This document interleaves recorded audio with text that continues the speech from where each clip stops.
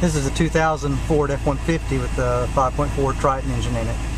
The customer brings it to me with problems with it, kind of like stumbling once it's up to operating temperature and driving along, which you should be in overdrive. It kind of stumbles and acts like it's kind of sputtering and missing stuff, and not quite sure it wasn't the transmission. And I noticed that the ABS light was on, so I did, a little research, plus the fact just some experience. Quite often when you see these things, it's a speed sensor. So I'm going to show you where the speed sensor is, and I'm going to replace it and see if this doesn't resolve the problem. Now, quite often the speed sensors are usually located on the transmission, but on a lot of Fords and Ford F-150s and stuff, the speed sensors in the differential on the very top, on the axle. So let's climb on up here and I'll show you.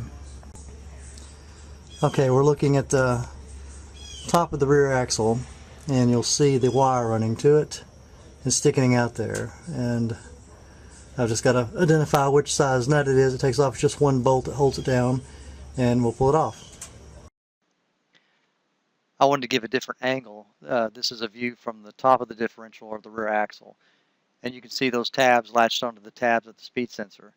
You can pull it with your fingers, but I would not recommend it, just because you can break them and crack them. If you try to pull too much or too hard, you'll break them. It's best just to put a screwdriver down the side, pry it off one of the tabs, kind of keep it pulled and cocked, and then put the screwdriver on the other side, and then as you're pulling on it, and it will just come right off.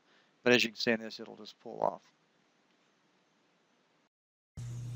This is the replacement speed sensor with a small guy. One hole that bolts it in, and one module plug that plugs onto it. And it picks up a, I forgot what you call, like a sprocket type disc inside the differential that sends a signal through this magnetic pickup.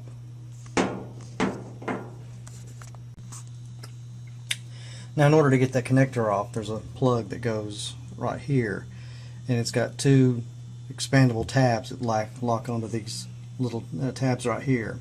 And you can just take a little small screwdriver and pry it apart on one side, kind of keep it cocked, and put it on the other side, and it'll come right off. And this bolt here, at least on the 2000 model, is a 3/8 inch head. Amazing length. I didn't use metrics. Anyways, that's the size of the bolt that you'll have to pull out. It breaks loose. You can screw it with your fingers and put it right back in once you install it. Okay, there's probably a little bit better picture of it with the light on it and stuff. It didn't take but just about a minute to change it out. Of course, when I first had to break the old one loose, I had to kind of wiggle it back and twist it in the hole until it broke the rubber O-ring seal loose a little bit from where it had been stuck for a while. But it came right out, and then I pushed a new one in. I put a little grease on the O-ring and popped it in, and like I said, screwed down the 3/8 inch bolt, and just popped the wire connector back on, and now we're going to test it. Now that the speed sensor has been replaced, I want to clear off the previous computer codes. That way, after the test drive, we can see if there's any new generated codes.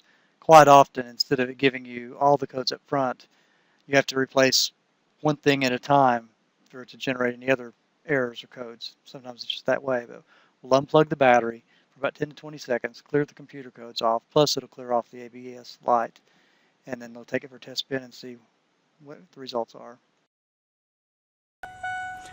Okay, we've now replaced the speed sensor, and I've already taken it for test drive, so I already know the ABS light's out, but we'll start it up. And we'll see now that the ABS light has now gone off. It quit stumbling around in overdrive. It shifts a whole lot better. Speed sensors can cause crazy problems, anything from dying at a traffic light, rough idle, loss of power, doesn't know exactly what gear to go in, your ABS light will come on. Just various problems. Sometimes it's better just to Google it and find out, put in your type of car, they put in a speed sensor, and you might see the symptoms you're having. But replace the speed sensor, issue resolved.